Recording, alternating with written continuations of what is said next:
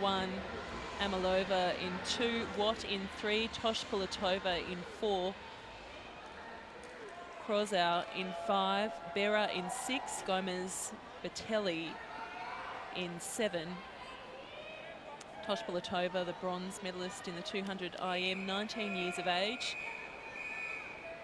The quickest qualifying time of 28.19, which is a quicker time than was swum in Heat 1. The Australian there, you can see.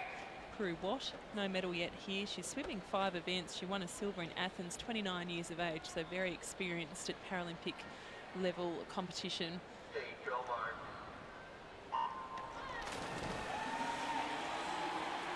So TOSHPULATOVA, a good start for her, but it was KRAWZOW who spent quite a bit of time underwater. Prue Watt in lane 3 swimming very well, and in 2, AMILOVA having a great swim. In fact, she's pulling out slightly, ever so slightly in front of the rest of the field, but look at this. BERRA from Italy having an extremely strong finish, but TOSHPULATOVA, she's not going to be touchable.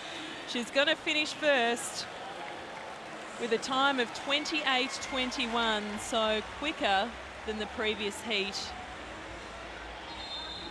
And AMILOVA touched in second, so the 2 athletes from Uzbekistan, 1 and 2, BERRA from Italy, who had a great swim, 28.85. Prue Watt from Australia finished 4th. I don't know whether that'll be enough for her to go through to the final.